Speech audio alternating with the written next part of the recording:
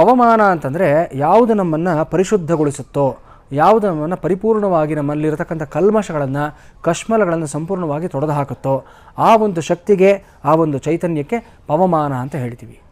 ಇದು ಮೂರ್ತಿ ರೂಪದಲ್ಲಿರಬಹುದು, ದೈವಿ ರೂಪದಲ್ಲಿರಬಹುದು, ಮಂತ್ರ ರೂಪದಲ್ಲಿರಬಹುದು, ಛಂದಸ್ಸಿನ ರೂಪದಲ್ಲಿರಬಹುದು, ಅಥವಾ ಒಂದು ಶಕ್ತಿಯ ರೂಪದಲ್ಲಿ, ಒಂದು ಎನರ್ಜಿ ರೂಪದಲ್ಲಿ ಅಗೋಚರವಾಗಿರತಕ್ಕಂಥ ಒಂದು ಫ್ರೀಕ್ವೆನ್ಸಿ ಆಗಿರಬಹುದು, ಅಥವಾ ಒಂದು ವೈಬ್ರೇಷನ್ ಆಗಿರಬಹುದು. ಇದೆಲ್ಲ ಯಾವುದು ನಮ್ಮನ್ನು ಶುದ್ಧಿಯನ್ನು ಮಾಡುತ್ತೋ ಅದೆಲ್ಲವೂ ಸಹ ಪವಮಾನ ಅಂತ ಪರಿಗಣಿಸಲಾಗುತ್ತೆ. ತುಂಬ ಹಿಂದೆ ಅಂದರೆ ಪರಿಪೂರ್ಣವಾದ ವೈದಿಕ ಕಾಲ ಯಾವುದಿತ್ತೋ ಆ ಕಾಲಕ್ಕೆ ನಾವು ಹೋಗಿ ನೋಡಿದ್ದಾದಲ್ಲಿ ಆ ಸಮಯದಲ್ಲಿ ವೈದಿಕರೆಲ್ಲರೂ ಸಹ ಯಜ್ಞಗಳಿಗೆ ತುಂಬ ದೊಡ್ಡ ಪ್ರಾಶಸ್ತ್ಯವನ್ನು ಕೊಡ್ತಾಯಿದ್ರು. ಹಲವಾರು ಯಜ್ಞಗಳು, ಯಾಗಗಳು, ಇಷ್ಟಿಗಳು ಇದನ್ನೇ ಸಹ ಸದಾಕಾಲ ನಡೆಸ್ಕೊಳ್ತಾ ಬರ್ತಾಯಿದ್ರು. ಅಶ್ವಮೇಧ ಯಾಗ, ವಾಜಪೇಯಿ ಯಾಗ, ಪೌಂಡರೀಕ ಯಾಗ, ಸಾರ್ವಭೌಮ ಯಾಗ, ಈ ಪ್ರಕಾರವಾಗಿ 21 ವಿಶೇಷವಾದ ಯಜ್ಞಗಳ ಬಗ್ಗೆ ಪ್ರಸ್ತಾಪವನ್ನು ಮಾಡಿದ್ದಾರೆ.